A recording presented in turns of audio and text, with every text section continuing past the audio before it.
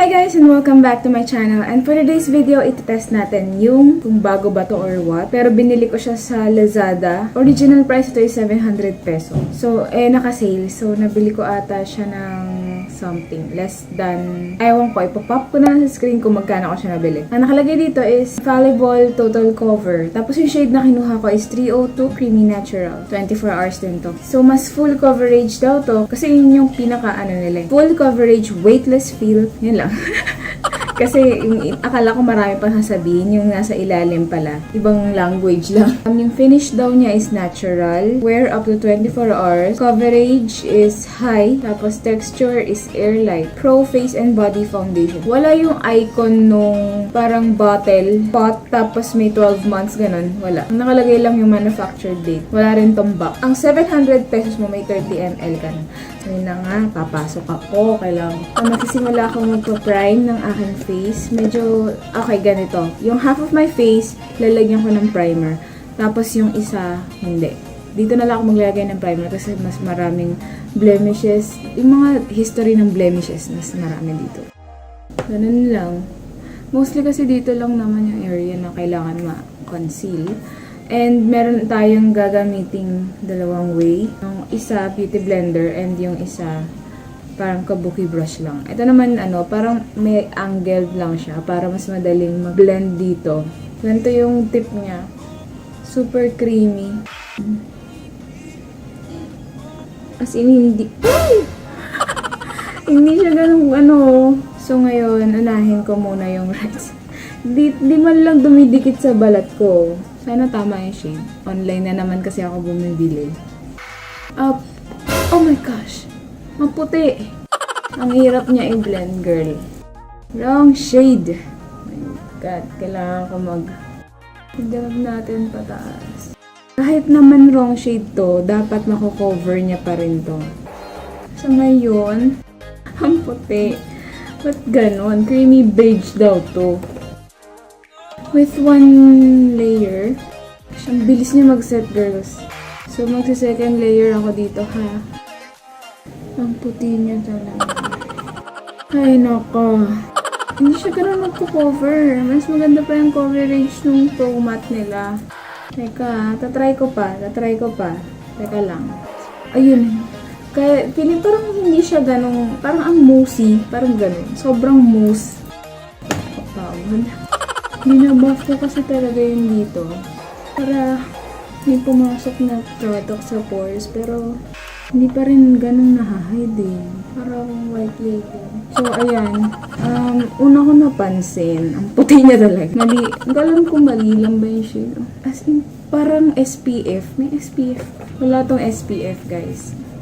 Para akong meron tong flashback kapag nag-picture ka ng may flash, girl. Tsaka, gagamitin ko na yung brush, girl. Gagamitin ko yung natira. Kaya yung tumayo, oh my God. Ang hirap dumampot ng product. Hindi mo matansya kasi kumakapit. Mas madaling i-spread gamit yung brush. Mabrush ko na rin, ha. Tapos yung natira, ipapantay ko sa leeg ko kasi sobrang puti. Tingnan mo naman. Super matte, no? Super moussey na, super matte, ganun. Tsaka pag pinipress mo sa tube, parang mas swabe pa yung labas ng toothpaste kesa dito. Yung ganun ka, kailangan mo i-press lang madiin para grabe yung dry area ko na-highlight niya. Dapat pala nag-moisturizer ako. Hindi ko kasi naman alam kung gano'n ba magiging matte to. So, alam niyo ng color blue yung aking bra, no? At hindi talaga girl. Pero lightweight talaga siya. Hindi kasi niya na-hide. And sabi niya total cover. But hindi siya mas madali talaga pag-brush. Pasok! So, okay. Ayan na. So far, yung right side ko, pagka hindi ganong super light lang ng mga blemishes, mahahide siya. Pero yung may blemishes, mas malalalim na talaga yung pores. Isa-set ko muna gamit yung Pond's na magic powder. As in, siya, lightweight. Yung consistency niya parang thick, pero hindi pala parang super ultra mega thick. Pag maputi yung shade na nakuha nyo, gamit tayo ng bronzer, yung Dallas from Delicate. Mauubos ko na. Yes. Tak, tak, tak. Alam mo, pro. Lagyan din natin dito. Ingat kayo sa pagbo-bronze. Mas okay na yung light lang. Konti-konti lang yung kuha niya ng product. Muna. Paunti-unti. Tapos ikaw na magbibuild. Kesa yung naghahanap ka ng super pigmented pack. Ganun. Tapos, hindi mo na... Tapos pag nilagay mo sa mukha mo, boom! Ang hirap na. Hindi mo na makalat yung product. Kasi, nandyan na. Light lang. Sayang oras ng pag... Naka 15 minutes na ako. Nashock kasi ako sa product na ito. Unti-unti naman. Okay, una ko napapansin, dito yung side na to, yung una kong lagay, beauty blender, ang gamit. Ano siya, nagkikreate na agad ng line dito sa smile line ko. Ayan na, nagiging warm na siya. Yes, warm. Warm. Wala ka ng ganito, yung maliit na fluffy brush. Try natin, magcharot. Tatak-tak no? Kala mo, pro. Ayan, nasobrahan.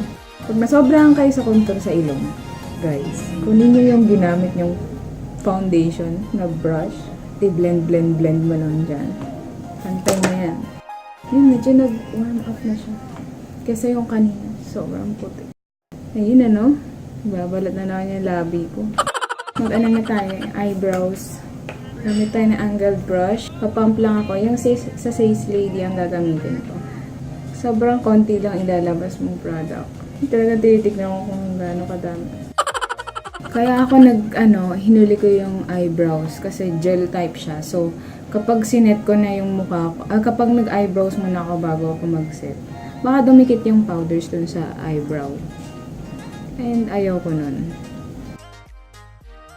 Lips. Lip balm lang tayo, girl.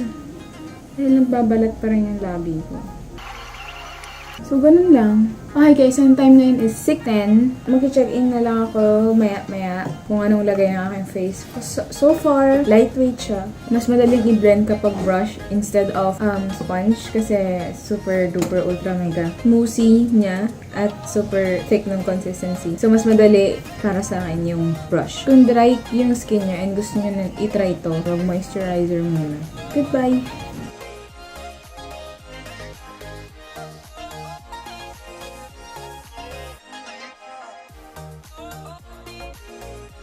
Hi guys, I'm back and sorry talaga kung hindi ako nakapag-check-in ng tanghali. Parang dinner. Wala pa akong vlog buong araw. As in wala. Medyo lang naman. May pagka-dewy na oily. Konti lang. In fairness, konti lang Glutalipo. Araw-araw ko ininom yan. Packaging. Okay naman. Okay lang siya for me. Second, is it worth the price? Second, is it worth the price? For me, sana kung ka-price nyo na lang yung Pro Matte. Kasi halos same sila ng effect. Actually, mas maganda pa nga yung Pro Matte. Yung Pro Matte na tinutukoy ko ito yung ganito yung packaging. Kasi 700 pesos to, girl. Yun yung retail price niya. Yun, nasa 500 or 600 something lang. Sana pinarehas niya na lang. Since parehas lang naman yung kung gaano kadami hours. Dahil yung coverage, mas maganda pa actually ata yung Pro Matte. And the fact na ang ine-endorse nito is total cover. Nakalagay sa packaging mismo. Hindi niya ganong natakpan yung aking blemishes. Oily ba all throughout the day? Hindi naman. In fairness, ang time ngayon is 7:45 p.m. Ngayong hapon lang.